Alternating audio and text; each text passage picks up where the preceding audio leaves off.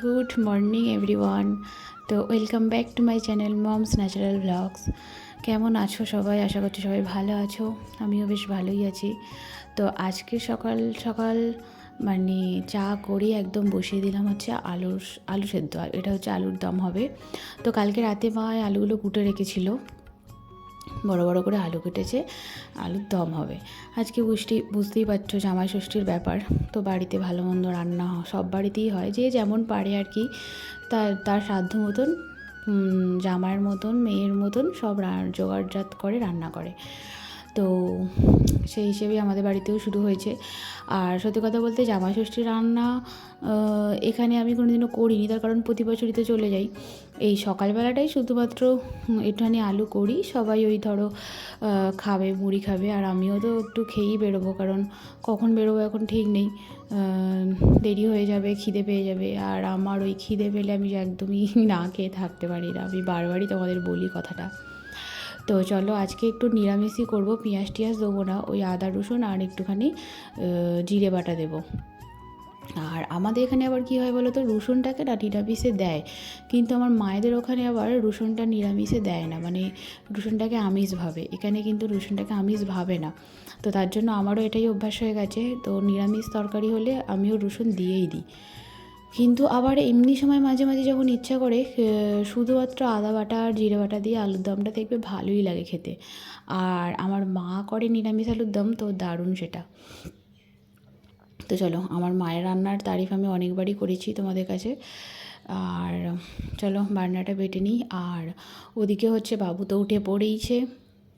আমি আজকে অনেকটা সকালেই উঠেছি, সকাল সকাল উঠে সব কাজ টাজ করে নেওয়ার চেষ্টা করছি। তার কারণ কী বলো তো, রোদটা দেখতে পাচ্ছ ভালোই উঠেছে।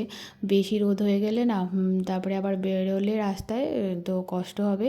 তার জন্যই মাও বারবার ফোন করে বলছে যে সকাল সকাল চলে আসবি চলে আসবি। আর আমিও চেষ্টা করছি সকাল সকাল নেওয়ার। তো মেয়েরা তো জানোই, বাপের বাড়ি যাওয়ার কথা হলে সকাল সকাল মানে যখন সকাল সকাল শুধু কেন, যখন বলবে তখনই রেডি হয়ে বেরিয়ে পড়তে পারে। কিন্তু ব্যাপারটা হচ্ছে কি বলো তো, যে নিয়ে যাবে মানে আমার ড্রাইভার, সে তো শ্বশুরবাড়ি যাওয়ার নাম হলে আর এগোতেই চায় না। সে সব ছেলেরাই হয়, এটা আমি শুনেছি। তো আমাদেরকেই রেডি হয়ে বসে থাকতে হবে, তারপরে ও ঠিক হয়ে যাবে দেখব। তো ভিডিওটি শেষ পর্যন্ত দেখতে থাকো, আর আশা করছি ভালো লাগবে। আজকে মানে এবারই ওবারই দুবারির ব্লগই একসাথে দিতে পারবো। তো ভেবেছিলাম তাড়াহুড়ো করে আর ভিডিও করব না। তো ওখানে গিয়ে এখন ভিডিও করতে পারবো কি আমি জানি না, কারণ ওখানে তো সেই সবসময় বসে দাঁড়িয়ে থাকা, কি আর ব্লগ শেয়ার করব।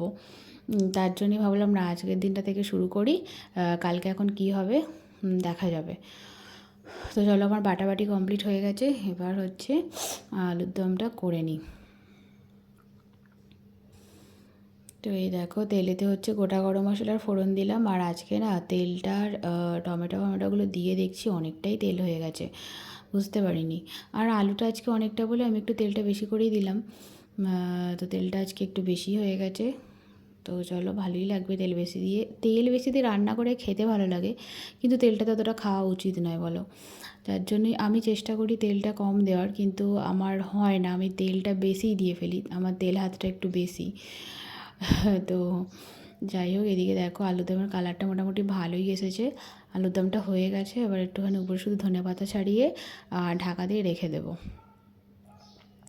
আর এদিকে দেখো, বাবুজনের জন্য ছাতুগুলো নিচ্ছি, ওকে ছাতু খাওয়াবো সকালবেলায়। তো আজকে আর তাড়াহুড়ো করে ওর আলাদা করে কিছু খাবার তৈরি করব না।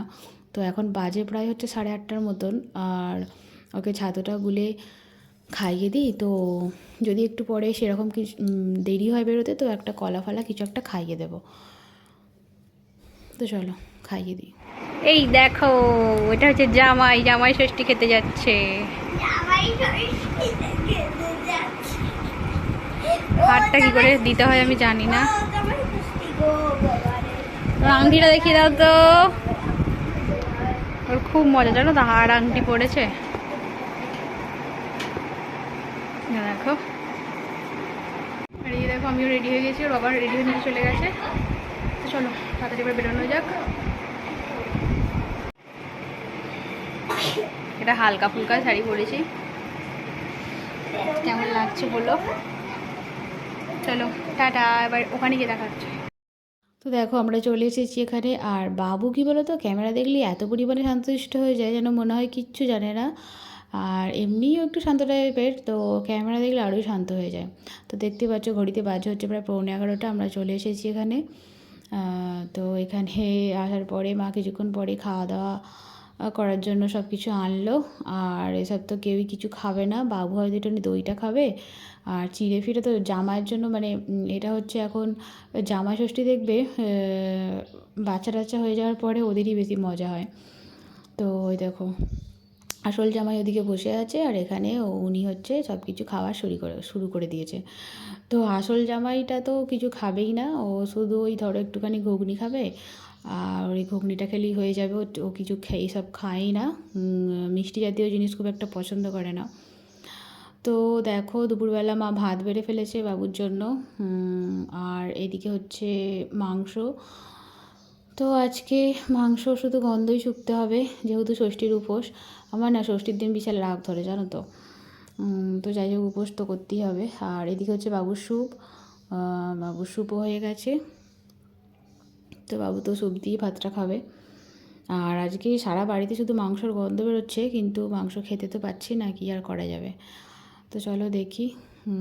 এই দেখো এটা হচ্ছে আবার ছোটো কাকুর ছেলে, মানে ওরা দিল্লিতে থাকে, এখানে এসেছে। ও তোর মামার কোলে এখন খেলা করছে। এই আজকে এসে প্রথম সবাইকে দেখছে, তো একটু কান্নাকাটি করছে কেউ কোলে নিলে। তো এখন দেখো কাঁদছে হচ্ছে ওর মায়ের ফোনটা নিয়ে, কেন ও অন্যজন ভিডিও করবে। তো আমাকে আমার একটা বোনঝি ক্যামেরা করে দিচ্ছে, তো তার জন্যই ও এত কাঁদছে যে মা ফোনটা নাও ওর থেকে, মা ফোনটা নাও।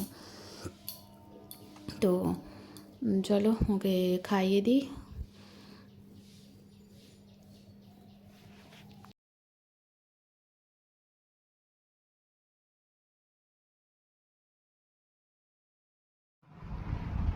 তো দেখো অনেক দিন পরে শাড়ি পরেছি আমি এখানে এসে।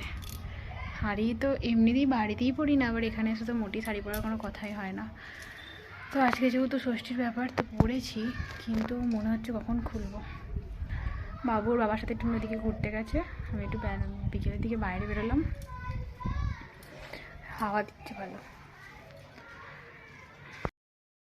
গুড ইভিনিং বন্ধুরা। তো দেখো সন্ধেবেলা ওর বাবা গেছিলো হচ্ছে ওকে নিয়ে একটুখানি ওই বাজারের দিকে বিকালবেলা। তো আমি বললাম তাহলে ম্যাগি এনে দেবে, ওই আমার বন্ধুরাও আছে, সবাইকে একসাথে ম্যাগি করে দেবো। তো তার জন্যই ওই ম্যাগির প্যাকেটগুলো ছেড়ে নিচ্ছি। আর মায়েদের রান্নাঘরে না এত পরিমাণে গরম, দাঁড়ানোই যাচ্ছে না। তার জন্য এইখানটাতে পাখা চলছিলো, এইখানটাতেই বসে বসে ম্যাগিগুলো ছিঁড়ে নিই, তারপরে আবার রান্নাঘরে যাব। তো বাবুদাকে একটুখানি কাঁচা ম্যাগি ভরে নিয়েছিল মুখে, তারপরে আবার থুতু করে ফেলে দিচ্ছে। তো যাই হোক, ওই মা কাকিমারা সব আছে, গল্প করতে করতে কাজগুলো করছি। আর এরকম ধারা বেশ কেউ ক্যামেরা ধরে দেওয়ার থাকে, খুবই ভালো লাগে বলো।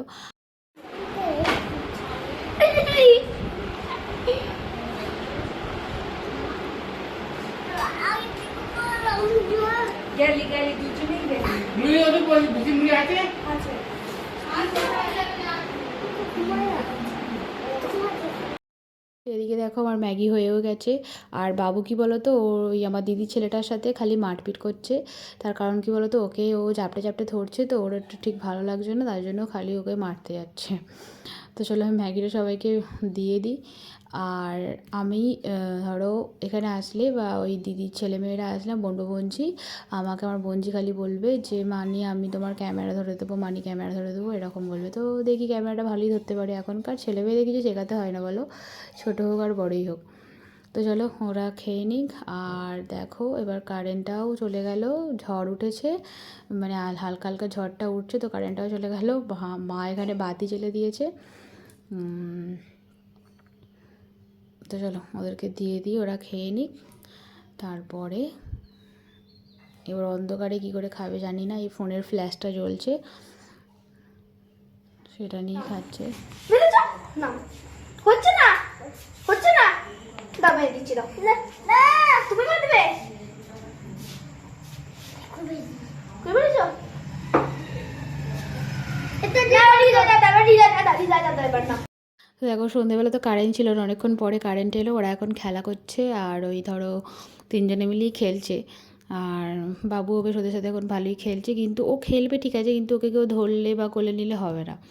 তো কানামাছি খেলছে বলে ও একটা রুমাল নিয়ে চোখে বাঁধার চেষ্টা করছে। তো চলো, আমার ব্লগটাও আজকে এখানেই শেষ করছি। যদি এখানকার ব্লগ কিছু ভালো লেগে থাকে তো অবশ্যই একটা লাইক করে দেবে। আর আমার চ্যানেলটিকে সাবস্ক্রাইব করে চ্যানেলটির পাশে থেকো। আজকের মতন টাটা।